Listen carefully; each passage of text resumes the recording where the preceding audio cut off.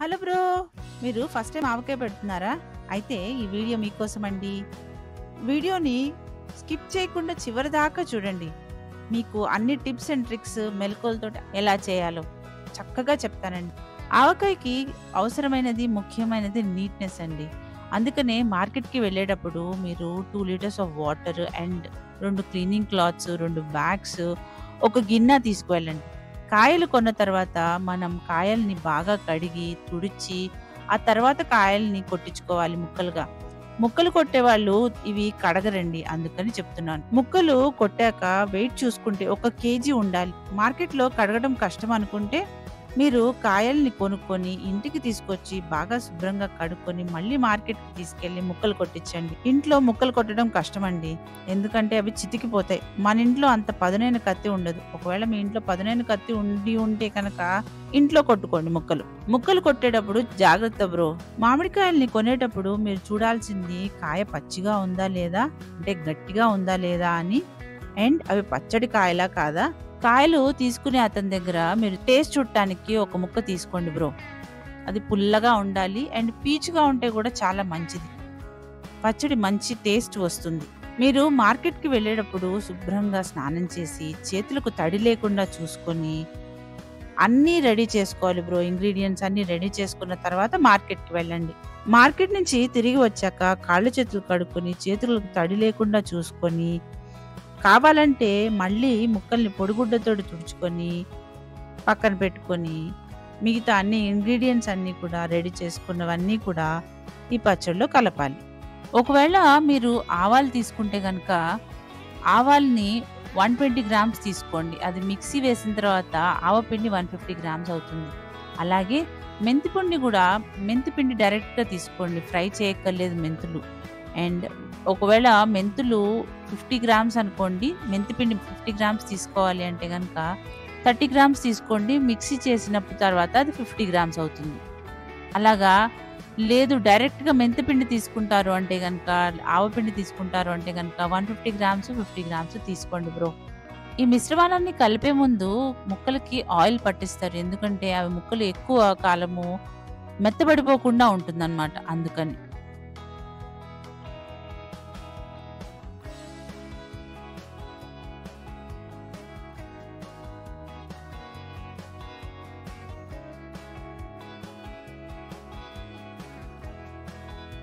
యూజువల్‌గా చేత్తోటి కలుపుతారు బ్రో పచ్చడి. నేనైతే గరిటెతోటి కలిపాను. ఎందుకంటే కారానికి నా చెయ్యి మండుతుంది గాబట్టి.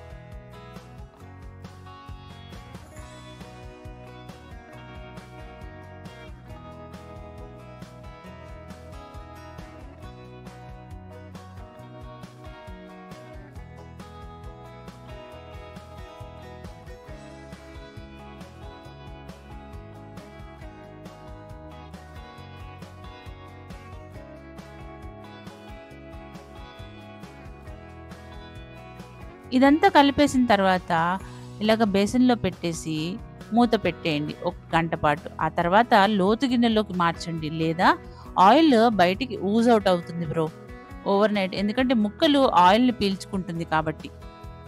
లోతు గిన్నెలోకి మార్చుకున్న తర్వాత రోజుకొకసారి పొద్దున గరిటెతో గానీ, చేత్తోటి గానీ తిప్పుతూ ఉండాలి. పై ముక్కలు కిందకి, కింద ముక్కలు పైకి.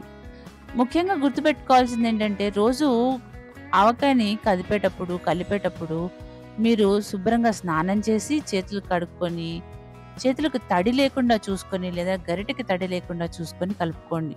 అంతే బ్రో! చాలా సింపుల్. మీరు గూడా ట్రై చేయండి. 3 రోజుల తర్వాత ఇలాగా గ్లాస్ జార్‌లోకి తీసుకొని, మూత పెట్టుకొని ఫ్రిడ్జ్‌లో పెట్టుకోండి బ్రో. అప్పుడు ఆవకాయ ఎక్కువ రోజులు ఉంటుంది. అంతే బ్రో! చాలా simple. Please like, share and subscribe to my channel. Hello bro! ఇవాళ నోరూరించే టమాటా నిలవ పచ్చడి చేసుకుందాం. చాలా టేస్టీగా చాలా బావుంటుంది. ముందుగా ఒక 2:30 గ్లాసులు కల్లు ఉప్పు మిక్సీలో వేసుకోవాలి.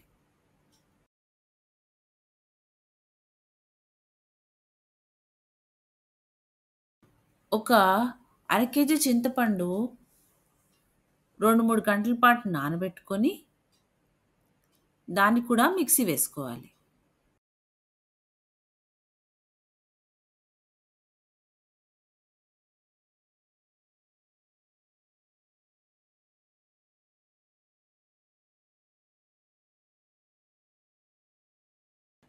చూసారా ఎంత చక్కగా మిక్సీ అయిందో?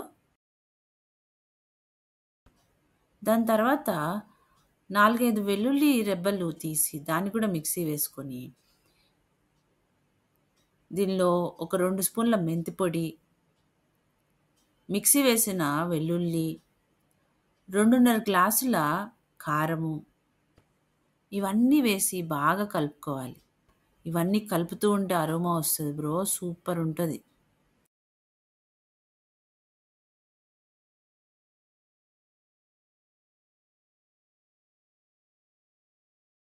మీకు కావాలంటే మళ్ళీ తీసి కొంచెం మిక్సీ వేసుకోండి. ఒక కేజీ టమాటాలని ముక్కలుగా తరిగి, ఉప్పు వేసుకొని ఒక 2, 3 రోజులు ఎండలో ఎండబెడితే ఇలా అవుతదండి. ఆ టమాటాలని ఈ మిశ్రమంలో కలిపేసేయాలి.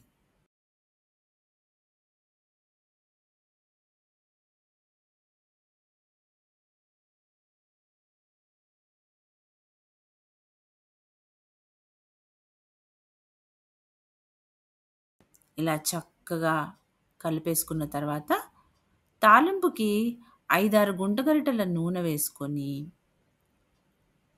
దీనికోసము పల్లి ఆయిల్ వేస్తే చాలా టేస్టీగా ఉంటుందండి.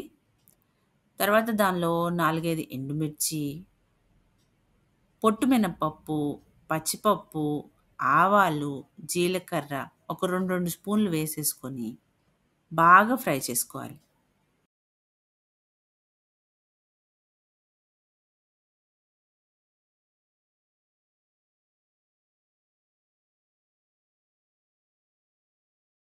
చిన్నుల్లిపాయలు సగం మిశ్రమంలో, సగమేమో ఆయిల్‌లో వేసుకొని, ఒక 2 రెబ్బలు కరివేపాకు కూడా వేసుకొని, దీన్ని పచ్చడిలోకి కలిపేసేయాలి.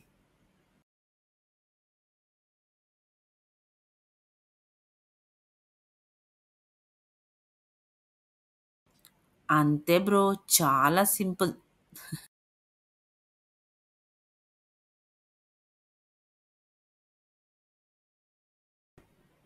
తర్వాత టేస్ట్ చూసుకొని ఉప్పు కొంచెం ఎక్కువ తక్కువైనా, కారం ఎక్కువ తక్కువైనా చూసి కలుపుకోండి. అంతే బ్రో. నెక్స్ట్ వీడియోలో మళ్ళీ కలుద్దాం. అంతవరకు సెలవ. Please like, share and subscribe to my channel.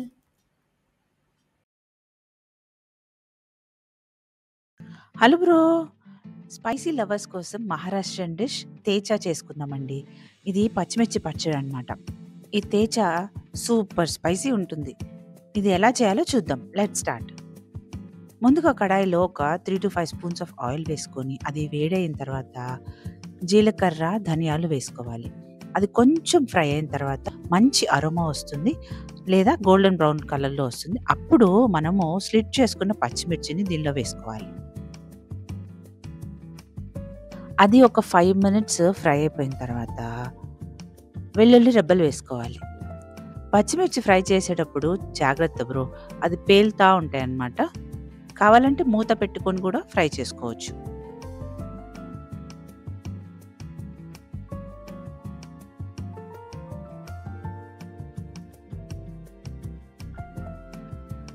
వెల్లుల్లి రెబ్బలు వేసేసి దాంతో పాటు పల్లీలు కూడా వేసుకోండి బ్రో.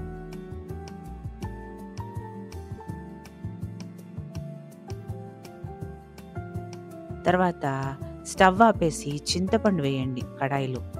కడాయి వేడికి చింతపండు మగ్గిపోతుంది బ్రో. ఈ మిశ్రమాన్ని చల్లార్చి గ్రైండర్‌లోకి వేసేసేయండి. రోకలి లేని వాళ్ళు మిక్సీ వేసుకోవచ్చు. కాకపోతే కచ్చా పచ్చాగా దంచుకోండి బ్రో. మరీ పేస్ట్ లాగా చేసేయకండి. అండ్ వాటర్ కూడా యాడ్ చేయక్కర్లేదు. దీంతో పాటు 1 ½ స్పూన్ ఆఫ్ సాల్ట్ వేసుకోండి. నేను తీసుకున్న పచ్చిమిర్చి కారానికి అనుగుణంగా 1 ½ స్పూన్ పట్టింది బ్రో. మీరు తీసుకున్న పచ్చిమిర్చి కారాన్ని బట్టి సాల్ట్ ఎంత వేసుకోవాలో రుచి చూసి వేసుకోండి బ్రో. ఈ పచ్చడి చేసిన మొదటి రోజు చాలా కారంగా ఉంటుంది.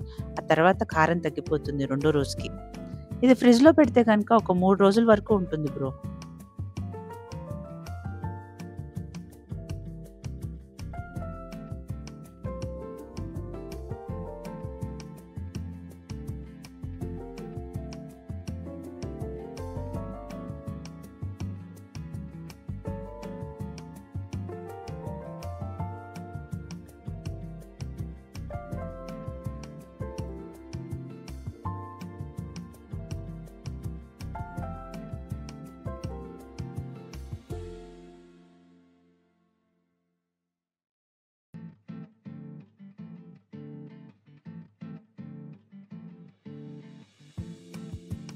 ఆ తర్వాత గిన్నెలోకి తీసేసుకోవాలనమాట.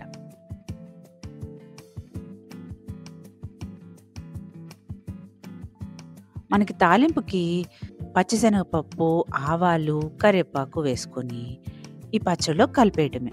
ఎండుమిర్చి ఏయక్కర్లేదు బ్రో. దీన్ని అన్నంలోకి కానీ, చపాతీలోకి కానీ, దేనిలో కావాలంటే దానిలో తినండి బ్రో. చాలా బావుంటుంది. చపాతీలోకైతే అసలు చెప్పక్కర్లేదు బ్రో. సూపర్ ఉంటది. ఈ రెసిపీ గనుక మీకు నచ్చినట్టయితే మీరు కూడా ట్రై చేయండి bro. And please like, share and subscribe to my channel. See you in the next video bro. Hello bro! ఇవాళ నిమ్మకాయ పచ్చడి చేసుకుందాం. దానికోసం ఒక డజన్ నిమ్మకాయలు తీసుకోవాలండి. ఒక 8 నిమ్మకాయలు బాగా కడుక్కొని ఒక గుడ్డలో ఆరబెట్టుకోవాలి. మిగతా 4 నిమ్మకాయలు పక్కన పెట్టేసేయాలండి జ్యూస్ కోసం. తడి లేకుండా బాగా తుడుచుకొని కావాలంటే ఎండలో కూడా పెట్టుకోండి కొంచెం సేపు. ఒక 10-15 మినిట్స్ వరకు.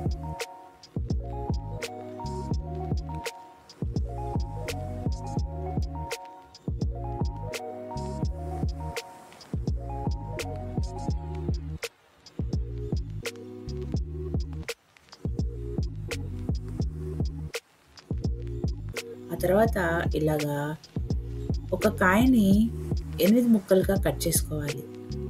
గింజలు తీసేస్తే అన్నంలో కలుపుకోవడానికి బావుంటుంది బ్రో. మధ్య మధ్యలో గింజలు రాకుండా ఉంటాయి. మీకు కావాలంటే గింజలు ఉంచుకోవచ్చు మీ ఇష్టం.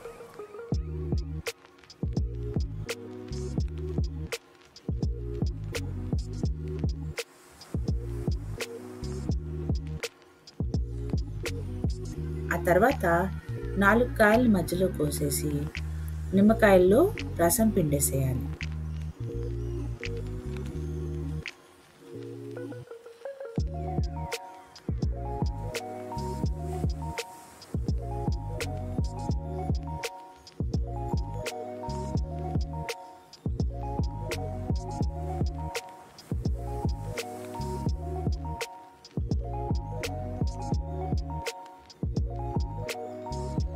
నాలుగు పిండేసిన తర్వాత నిమ్మకాయ ముక్కల్లో కొంచెం పసుపు, ఉప్పు వేసుకోవాలి. 8 కాయలకి 1/2 స్పూన్ పసుపు, 3.5 స్పూన్ల ఉప్పు వేసి మూత పెట్టి డబ్బాలో ఒక వారం రోజులు ఉంచాలండి. ప్రతిరోజు మూత తీసి ముక్కలు కదుపుతూ ఉండాలి. కింద ముక్కలు పైకి, పై ముక్కలు కిందకి కదుపుతూ ఉండాలి. అప్పుడు ముక్కలు సమానంగా ఊరతాయి.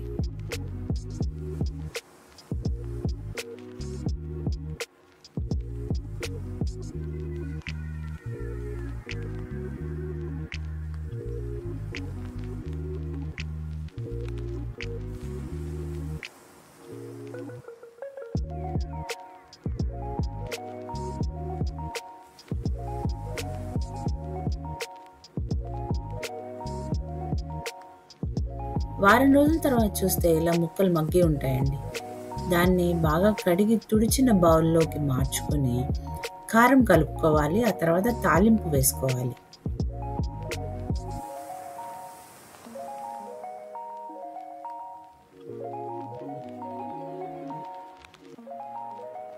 మెంతులు 3/4 స్పూను, ఆవాలు 1 స్పూను వేసి ఫ్రై చేసుకోవాలి.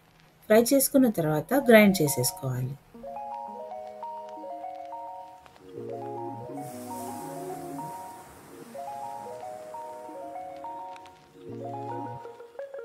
మనము 3.5 స్పూన్ల ఉప్పు వేసుకున్నాం కదండి, దానికి 6 స్పూన్ల కారం వేసుకొని ఈ మసాలా పొడిని, గ్రైండ్ చేసిన మసాలా పొడిని కూడా వేసుకోవాలి. బాగా కలుపుకొని పక్కన పెట్టుకోవాలి.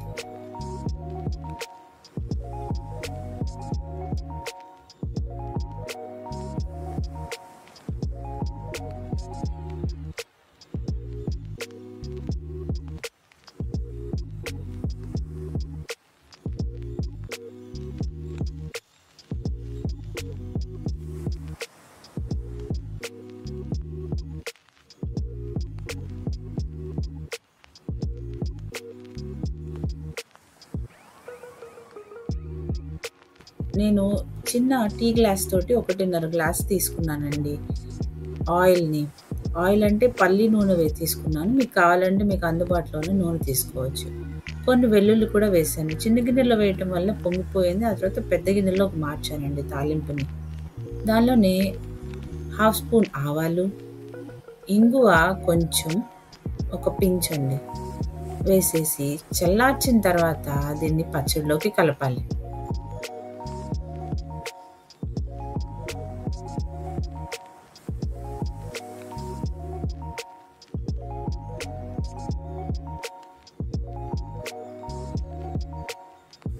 చల్లార్చకుండా కలిపితే కనుక పచ్చడి నిల్వ ఉండదండి. ఆ తర్వాత మీరు ఉప్పు చూసుకొని కావాల్సిందైతే కొంచెం ఉప్పు కలుపుకోండి. 3.5 స్పూన్లు అయితే సరిపోతుంది బ్రో. ఇది 3 రోజుల తర్వాత తింటే చాలా బాగుంటుంది. నచ్చిందా? మీరు కూడా ట్రై చేయండి. Please like, share and subscribe to my channel. See you in the next video, bro.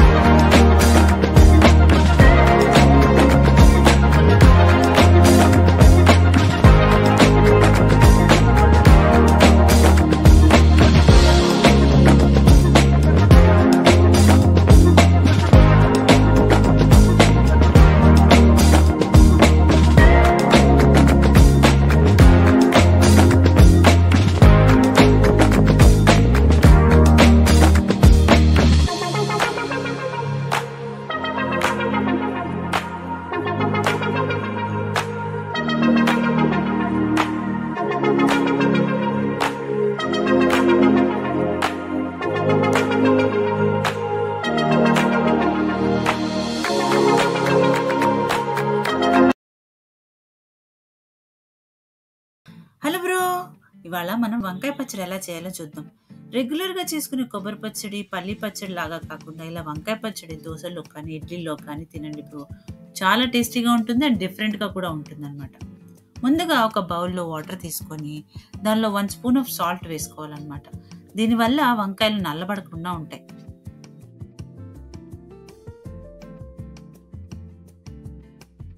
ఆ తర్వాత పావు కిలో లేత వంకాయలు తీసుకొని ముక్కలుగా కట్ చేసుకోవాలి. మధ్య మధ్యలో పురుగులు లేకుండా కూడా చూసుకోండి బ్రో. వర్షాకాలం కదా, కొంచెం వంకాయలకి పురుగు పట్టి వస్తుందన్నమాట, అందుకని చెప్తున్నా.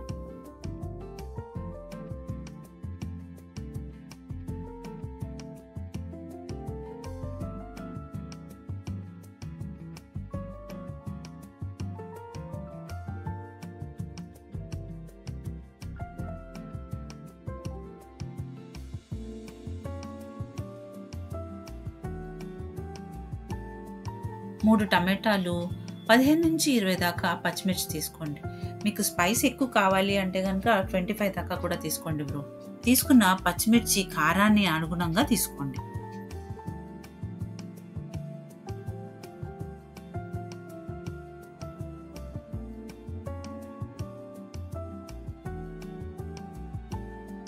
టమాటాలు ఇలాగా 4 ముక్కలుగా కట్ చేసి పక్కన పెట్టుకోండి.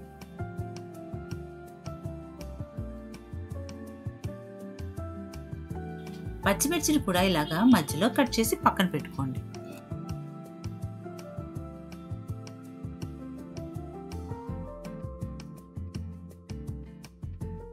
ఆ తర్వాత కడాయిలో 3 to 5 స్పూన్స్ ఆఫ్ ఆయిల్ వేసి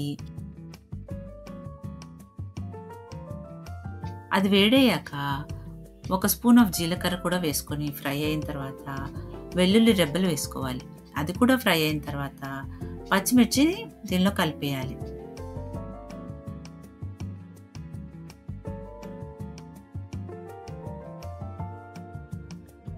పచ్చిమిర్చి కూడా ఫ్రై అయిన తర్వాత వంకాయల్ని నీళ్లు లేకుండా కడాయిలో వేసేసుకోండి.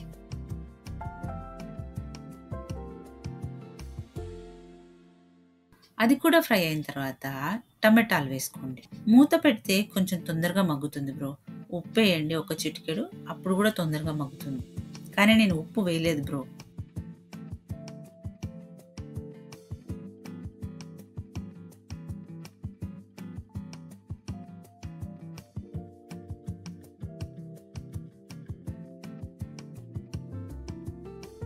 టమాటా కూడా గుజ్జు గుజ్జు అయిపోయిన తర్వాత ఒక 10 గ్రాముల చింతపండు వేసుకొని ఒక్కసారి కలిపి మూత పెట్టి ఒక్క 1 మినిట్ స్టవ్ మీద పెట్టి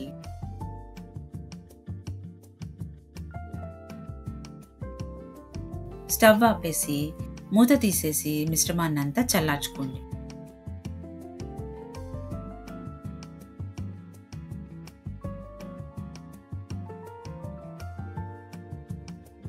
చల్లార్చిన తర్వాత మిక్సీ జార్లో వేసుకొని బాగా గ్రైండ్ చేసుకోండి. మీ దగ్గర రోకలి ఉండుంటే కనుక దాన్ని కూడా యూజ్ చేసుకోవచ్చు బ్రో. కచ్చా పచ్చగా నూరుకోవచ్చు.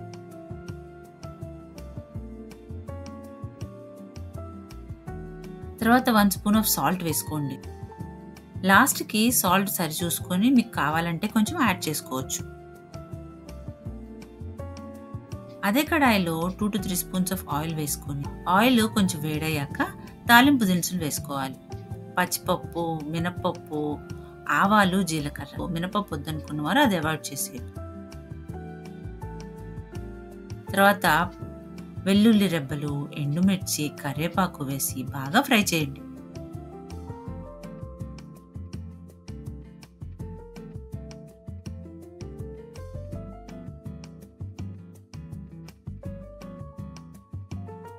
ఆ తర్వాత గ్రైండ్ చేసి పెట్టుకున్న వంకాయ పచ్చడిని ఈ తాలింపులో వేసేయండి. వేసి ఒక 4 to 5 మినిట్స్ ఉంచిన తర్వాత స్టవ్ ఆపేసి ఒక పెద్ద కొత్తిమీర కట్టని చిన్న చిన్న ముక్కలుగా తరుక్కొని ఈ మిశ్రమంలో కలిపేయండి. వేడికి అదే మగ్గుతుంది బ్రో. మీరు ఇంకా ఎక్స్ట్రాగా స్టవ్ మీద పెట్టాల్సిన అవసరం లేదు. ఆ తర్వాత గిన్నెలోకి తీసుకొని సర్వ్ చేసేసుకోండి. లేదా ఎయిర్ టైట్ కంటైనర్లో పెట్టి ఫ్రిడ్జ్లో పెట్టుకుంటే కనుక మీకు 3 to 5 డేస్ వరకు ఉంటుంది. అంతే బ్రో. చాలా సింపుల్. మీరు కూడా ట్రై చేయండి. ఈ వీడియో కనుక మీకు నచ్చితే please like, share and subscribe to my channel.